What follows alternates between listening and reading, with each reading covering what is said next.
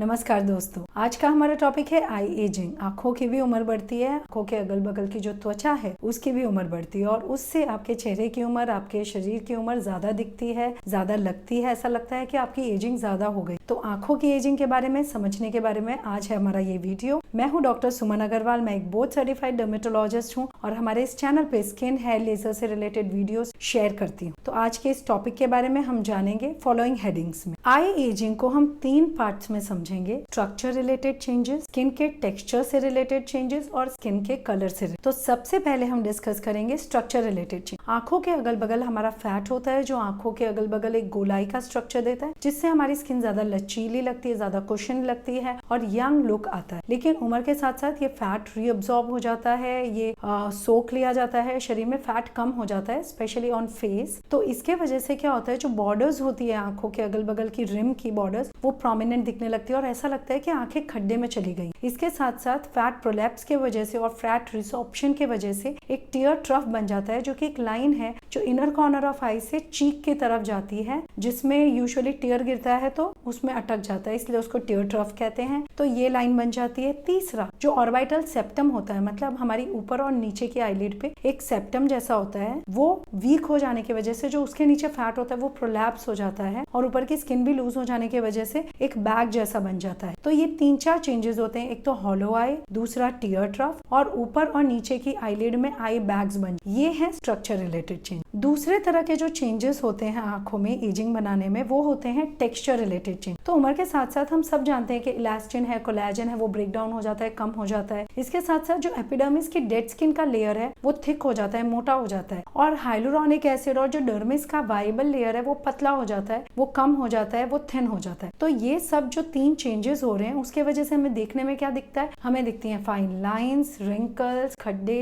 दरदरापन। Texture related जो prominent skin की lines होती है वो प्रोमिनेंट हो जाती है। स्किन का टेक्सचर अनइवन, रफ और डेड स्किन के जमा होने की वजह से बहुत ही रफ लगता है। तीसरे चेंजेस जो बहुत कॉमन होते हैं, जो हम सब अप्रिशिएट करते हैं, वो होते हैं pigmentation related changes, colour related change. तो उम्र के साथ साथ स्किन पतली होने की वजह से एक तो जो नीचे की मांसपेशियां हैं, जो ब्लड वेसल्स हैं, उनका कलर ज्यादा झलकने लगता है। मेलेनिन कंटेंट भी जमा हो जाता है आंखों के अगल बगल, जो उम्र दर उम्र डैमेज हुआ होता है, लाइक डिपोजिशन ऑफ काजल और आईलाइनर, रबिंग के वजह से, फ्रिक्शन के वजह से, आई वाटरिंग के वजह से, आई की प्रॉब्लम के वजह से, स्ट्रेन के वजह से, स्ट्रेस के वजह से, नींद ना पूरी होने की वजह से। तो ये जो भी चेंजेस हुए हैं उनके वजह से पिगमेंटेशन रिलेटेड चेंजेस आ जाते हैं और डार्क सर्कल्स जो हैं, अगर किसी को ऑलरेडी है तो वो काफी इंक्रीज हो जाते हैं, जिसको नहीं है उनको थोड़े बहुत डार्क सर्कल का अपीयरेंस हो जाता है। तो in broad we can understand के 3 तरह के आई रिलेटेड चेंजेस होते हैं। एजिंग होती है स्ट्रक्चर रिलेटेड, टेक्सचर रिलेटेड और कलर रिलेटेड। और इसी तरह आई एजिंग को टारगेट किया जाता है। तो एक क्रीम लगा के